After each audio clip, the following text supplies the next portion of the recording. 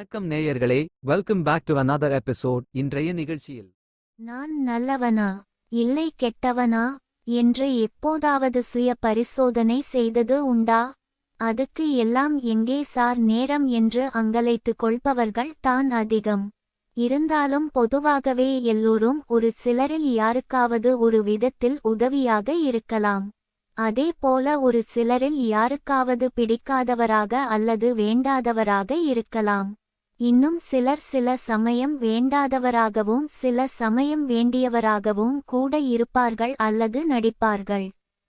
பொதுவாகவே இயல்பு என்ன என்றால், நமக்கு பிடித்ததை ஒருவர் சொல்லும் போது அல்லது நாம் விரும்புவதை அவர்கள் செய்யும் போது அவர் நமக்கு நல்லவர். அதுவே மாறுபட்டு இருந்தால் அவர் கெட்டவர் என்பதை நாம் மனதில் பதித்துக்கொண்டு சிலரை பிடிக்காதவராகவும் சிலரை பிடித்தவராகவும் மனதில் படம் பிடித்து வைத்துக் கொள்வது வழக்கம். ஆனால் பாருங்கள், புனித கங்கை உலக தொடர்புடைய எல்லா மக்களையும் தொட்டு தழுவி செல்கிறது. சிலர் பக்தர்களாக வணங்கி தொழுது புனித நீராடல் செய்வார்கள். மற்ற சிலர் உள்ளூர் மக்கள் அன்றாட தேவைக்கு கங்கை நீரை பயன்படுத்திக் கொள்வார்கள். தன்னை வணங்கி போற்றுகிறார்கள் என்றோ தன்னை மதிக்காமல் இருப்பவர்களை உதாசீனப்படுத்துவதோ இல்லை.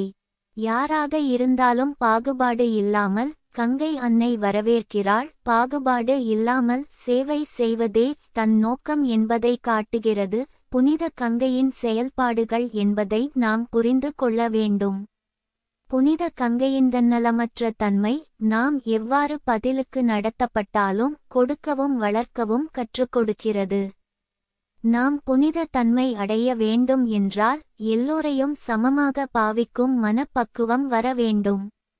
அப்படி ஒரு வாழ்க்கையை எவ்வாறு வாழ வேண்டும் என்பதை புனித கங்கை அழகாக பிரதிபலித்து காட்டுகிறது.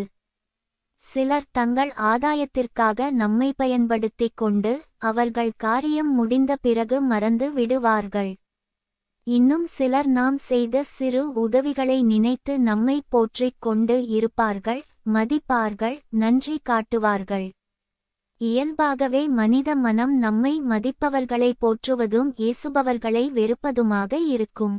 இது போன்ற சூழல்களில் நம்மை ஏசுபவராக இருந்தாலும் சரி, நன்றி உணர்வு இல்லாதவராக இருந்தாலும் சரி, நம்மை போற்றி மதிப்பவர்களாக இருந்தாலும் சரி, கங்கையைப் போல பெருமையோ துக்கமோ நம்மை ஆட்கொள்ள விடாமல் நம் கடமைக்கும் நோக்கத்துக்கும் உறுதியாய் அடக்கமாக உண்மையாக இருக்க வேண்டும். இதுவே புனித கங்கை நமக்கு சொல்லி தரும் பாடமாக இருக்கட்டும். அன்பு நேயர்களே, இது உங்கள் மனம் கவர்ந்த சானல் ஜி. உங்களுக்காக தினம் ஒரு நிகழ்ச்சி ஒலிபரப்பாகிறது. நண்பர்களுடன் பகிர்ந்து கொள்ளுங்கள். நலம் பெறுங்கள்.